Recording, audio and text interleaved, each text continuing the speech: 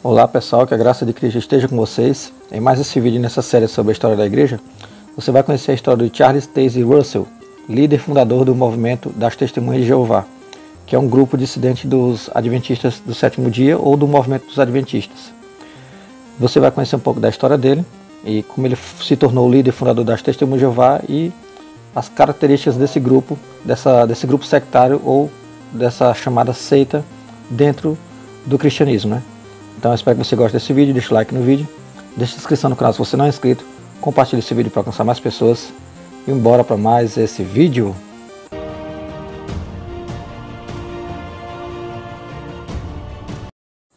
Charles Taze Russell, fundador das Testemunhas de Jeová. Charles Taze Russell, nascido em 16 de fevereiro de 1852, Pittsburgh, Pensilvânia, Estados Unidos, falecido em 31 de outubro de 1916, Pampa, Texas, fundador da Associação Internacional de Estudantes da Bíblia, precursora da Testemunha de Jeová. Aos 20 anos, Russell havia deixado o presbiterianismo e o congregacionalismo, que são modelos de governo de igreja ou também igrejas também estabelecidas, denominações, porque não conseguia conciliar a ideia de um inferno eterno com a misericórdia de Deus, ou seja, a pessoa eternamente condenada, queimando eternamente. Ele caiu no ceticismo quando um encontro casual com alguns seguidores do movimento adventista iniciado por William Miller o apresentou a ideia de que a Bíblia poderia ser usada para prever o plano de salvação de Deus, especialmente porque o plano se relacionava com o fim do mundo. Então ele teve esse primeiro contato com esse grupo dos Milleritas, os seguidores de William Miller, que eu já fiz vídeo sobre isso, se você não viu, veja, que é o grupo do movimento adventista, que depois deu origem a várias igrejas desse movimento, com a mais conhecida, o grupo sectário, né, conhecido como Igreja Adventista do Sétimo Dia, e também uma outra conhecida que ficou foi essa do Testemunho de Jeová. Com a ajuda de tutores, Russell conseguiu dominar o uso dos dicionários hebraico e grego para estudar a Bíblia e formou suas primeiras aulas bíblicas em 1872. Com N.H. Berbel, de Rochester, Nova York, Russell publicou 13 Mundos e a Colheita do Mundo, em 1877, baseando seu julgamento em cálculos bíblicos complexos. Ele pregou a partir de 1877 que o retorno invisível de Cristo havia ocorrido em 1874 e que o fim dos tempos dos gentios e o início de uma era de ouro viria em 1914, seguido pela guerra entre o capitalismo e o comunismo, ou socialismo, após o qual o reino de Deus, por meio de Cristo, governaria a terra. Russell dedicou sua vida e sua fortuna à pregação do reinado milenar de Cristo.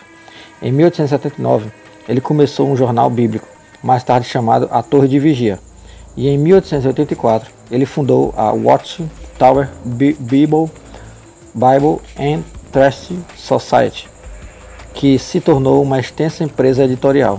Seus próprios livros e livretos, notadamente 7 volumes de estudos nas Escrituras, alcançaram uma circulação de 16 milhões de exemplares em 35 idiomas, e 2.000 jornais publicaram seus sermões semanais. Ele foi presidente da sociedade até sua morte. O movimento de Russell sobreviveu ao problema causado pelo aparente fracasso da sua previsão escatológica, porque sempre esses grupos sectários, essas seitas, elas fazem essa numerologia de cálculo do fim do mundo ou da volta de Cristo. E elas sempre erram, né? Isso é uma das marcas de seitas e de falsos profetas. Eles marcam a data do fim do mundo e a volta de Cristo. E não acontece. Aí eles dão outra desculpa quando isso não acontece. Testemunha de Jeová, membro de uma denominação milenarista que se desenvolveu dentro do maior movimento adventista do século XIX nos Estados Unidos. E desde então se espalhou pelo mundo. As Testemunhas de Jeová são uma consequência da Associação Internacional de Estudantes da Bíblia, que foi fundada em 1872 em Pittsburgh por Charles Taze Russell. O movimento adventista surgiu na década de 1830 em torno das previsões de William Miller, que proclamou que Jesus Cristo retornaria em 1843, que foi a previsão dele, né, o cálculo que ele fez, e ele errou, ou 1844, que errou de novo. Quando Cristo não retornou como Miller profetizou, os adventistas se dividiram em várias facções. Durante a década de 1870, Charles Taze Russell estabeleceu-se como um professor adventista independente e controverso. Ele rejeitou a crença no inferno como um lugar de tormento eterno e adotou uma teologia não trinitária que negava a divindade de Jesus. Vocês estão vendo por que são grupos chamados seitas, grupos sectários que não são considerados igrejas sadias bíblicas? Um dos motivos são esses. Eles tocam nos fundamentos da fé bíblica, a fé do Evangelho, a fé pura, que é a fé em Cristo. E Cristo é Deus, é o homem que se tornou, Deus se tornou homem. Ele não deixou de ser Deus, ele só se tornou homem porque veio habitar conosco. E eles negam isso veementemente. Isso tira a divindade de Cristo. Isso é uma heresia de blasfêmia, que quem concorda com isso se torna sectário também. Ele também interpretou a segunda vinda de acordo com a tradução literal do termo grego original, parousia, presença, sugerindo que Cristo viria como uma presença invisível e que a parousia, ou amanhecer milenar, já havia ocorrido em 1874. A vinda da presença invisível de Cristo sinalizou o fim da atual ordem da sociedade e seria seguida pela sua presença visível e pelo estabelecimento do reino milenar na Terra em 1914. Embora o reino não tenha vindo, os ensinamentos de Russell motivaram uma série de voluntários para distribuir seus muitos livros e panfletos e um periódico, A Sentinela, para recalcular o tempo da parousia. Além da Associação Internacional dos Estudantes da Bíblia, Russell formou a Sociedade Torre de Vigia de Bíblias e Tratados da Pensilvânia, em 1884. Tendo ele mesmo como presidente, em 1909 transferiu a sede do movimento para Brooklyn. Russell foi sucedido como presidente em 1917 por Joseph Franklin Rutherford, Juiz Rutherford, 1869 a 1942, que foi até onde ele viveu, que mudou o nome do grupo para Testemunhas de Jeová em 1931, para enfatizar a crença de seus membros de que Jeová, ou Yahvé, é o Deus verdadeiro e que as testemunhas eram seus seguidores especialmente escolhidos. Eles também, outra marca de uma seita eles sempre são exclusivistas. Nós somos os verdadeiros salvos, aqui é que está a salvação, nós somos os escolhidos seletos, nós conhecemos a revelação verdadeira da verdade da Bíblia, os outros não, nós somos seguidores exclusivos dele, né? Então esse sentimento de seita, né? Sendo que o correto é você defender o Evangelho e as verdades do Evangelho e a pessoa de Cristo e a salvação por meio de Cristo, e não uma placa, um grupo e enaltecer eles. Rutherford moldou as testemunhas num quadro de evangelistas dedicados, até equipando os membros com fonógrafos portáteis para tocarem os seus sermonetes nas esquinas e nas salas de estar dos potenciais convertidos. Sob a liderança de Rutherford, o grupo de Russell tornou-se uma organização muito unida. O sucessor de Rutherford, Nathan Homer Kinnor, 1905 a 1977, assumiu a presidência em 1942 e continuou e expandiu as políticas de Rutherford. Ele estabeleceu a Escola Bíblica de Gilead na Torre de Vigia, South Lansing, Nova York, para treinar missionários e líderes. Decretou que todos os livros e artigos da sociedade deveriam ser publicados anonimamente e criou programas de educação de leigos para adultos para treinar testemunhas para ensinar futuros convertidos. Sob a direção de Kinnor, um grupo de testemunhas produziu uma nova tradução da Bíblia. Kinnor foi seguido como presidente das Testemunhas de Jeová por Frederick W. France em 1893, que é de 1893 a 1992. Em 1978 e depois por Milton J. Henschel em 1992, que é de 1920 a 2013, foi o falecimento desse cara. Em 2000, Henschel deixou o cargo em uma reorganização da liderança e foi substituído por Don A. Adams. A sede do movimento foi transferida para Warwick, Nova York, em 2016. Sobre as crenças das Testemunhas de Jeová, né? Suas crenças. As testemunhas defendem uma série de pontos de vista cristãos tradicionais, mas também muitos que são exclusivos deles. Afirmam que Deus Jeová é o Altíssimo, ou seja, que Deus é só o tal do Jeová, como se fosse uma pessoa só, e negam a pessoa do Filho como divindade, como Filho de Deus, e o Espírito Santo também. Jesus Cristo é o agente de Deus, como eu acabei de explicar, por meio de quem humanos pecadores podem ser reconciliados com Deus. O Espírito Santo é o nome da força ativa do mundo, ativa de Deus no mundo, ou seja, eles veem o Espírito Santo como uma força ativa de Deus, uma coisa, como se fosse um sopro, né? Alguma coisa inanimada, né? Sem personalidade. Assim como Jesus Cristo, é só um homem que veio, um profeta. As testemunhas acreditam que estão vivendo nos últimos dias e aguardam com expectativa o estabelecimento iminente do reino de Deus na terra, que será liderado por Cristo e administrado conjuntamente por 144 mil corregentes humanos, que está em Apocalipse 7, verso 4. Os que reconhecerem a Jeová nesta vida tornar-se-ão membros do reino milenar. Aqueles que o rejeitarem não irão para o inferno, mas enfrentarão a extinção total. Ou seja, a pessoa, em vez de ficar eternamente sendo queimado, ali num tormento eterno, né? Ela vai apenas deixar de existir. Do mesmo jeito, os adventistas creem da mesma forma. Por isso que também são grupos sectários. Não só por isso, mas por outro motivo.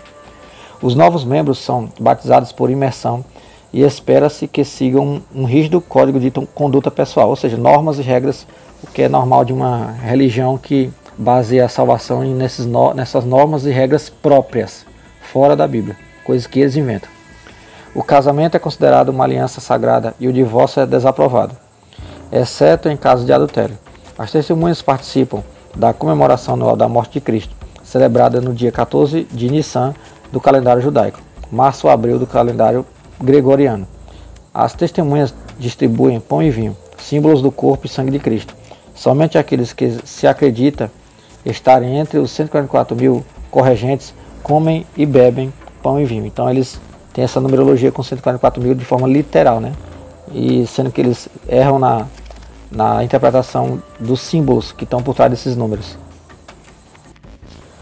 Os ensinamentos das testemunhas sublinham a separação estrita do governo secular. Embora sejam geralmente cumpridores da lei, acreditando que os governos são estabelecidos por Deus para manter a paz e a ordem, recusam-se por motivos bíblicos a observar certas leis. Eles não saúdam a bandeira de nenhuma nação, acreditando que seja um ato de falsa adoração, recusam-se a cumprir o serviço militar e não participam das eleições públicas. Estas práticas colocaram-os sob o escrutínio das autoridades governamentais. O governo dos Estados Unidos enviou Rutherford e outros líderes da Torre de Vigia para a prisão por sedição durante a Primeira Guerra Mundial. Na Alemanha, antes da Segunda Guerra Mundial, os nazistas enviaram testemunhas de Jeová para campos de concentração, e as testemunhas de Jeová também foram perseguidas na Grã-Bretanha, no Canadá e nos Estados Unidos. Depois da guerra, as testemunhas de Jeová intentaram vários processos nos tribunais americanos que tratavam das suas crenças e práticas, resultando em 59 decisões do Supremo Tribunal que foram consideradas decisões importantes sobre o livre exercício da religião. No entanto, continuam a enfrentar perseguições em vários países, especialmente pela sua recusa em servir nas Forças Armadas, e são muitas vezes ridicularizados publicamente pelo seu evangelismo de porta em porta, que é muito conhecido dos testemunhos de Jeová, né? Eles vão de 2 em 2 ou mais de porta em porta, que é a forma deles evangelizarem como testemunhas desse Jeová, assim como eles interpretam. A desconfiança das testemunhas em relação às instituições contemporâneas estende-se a outras denominações religiosas, das quais permanecem separadas. Eles rejeitam termos como ministro e igreja. Os líderes de algumas igrejas cristãs tradicionais denunciaram as testemunhas de Jeová por desvios doutrinários, que são aquelas que tocam nos fundamentos da fé em Cristo, da palavra de Deus e no Evangelho, especialmente os seus ensinamentos não trinitários, que é o que eu acabei de falar, que toca na pessoa do Espírito Santo e na pessoa de Cristo, como pessoas divinas, né, desse Deus. E condenaram-nas como uma seita. É assim que ela é vista por todas as igrejas bíblicas e sérias que creem no Pai, no Filho e no Espírito Santo, no Pai, no Filho e no Espírito Santo como pessoas divinas, creem na salvação por meio de Jesus Cristo como Deus que se tornou homem e morreu na cruz e que tem salvação eterna e condenação eterna, né? Então eles são vistos como seita por esses principais motivos. As testemunhas também se opõem a certas práticas médicas que acreditam violar as Escrituras. Em particular, eles se opõem às transfusões de sangue por causa da admoestação bíblica contra o consumo de sangue em Levítico 3,17. Esta crença, que é contrária à prática médica padrão, continua a ser um ponto adicional de controvérsia com as autoridades, especialmente em casos relativos a crianças, ou seja, quando a criança precisa de transfusão de sangue, coisa do tipo, as crianças ou as pessoas, os adultos respondem por si, né? Eles morrem se depender dessa transfusão de sangue, porque se ele for testemunho de Jeová, ele não vai receber. E se ele for pai de uma criança que precisar, a criança pode morrer também, porque ele não vai deixar ela receber esse tratamento. Nos primeiros anos do movimento, os membros reuniram-se em salões alugados, mas sob Rutherford, as testemunhas começaram a comprar instalações que chamavam de Salões do Reino. Os membros das congregações locais, conhecidos como publicadores, reúnem-se em salões do reino e pregam ao domicílio. Os pioneiros têm empregos seculares de meio período e dedicam mais tempo ao serviço religioso.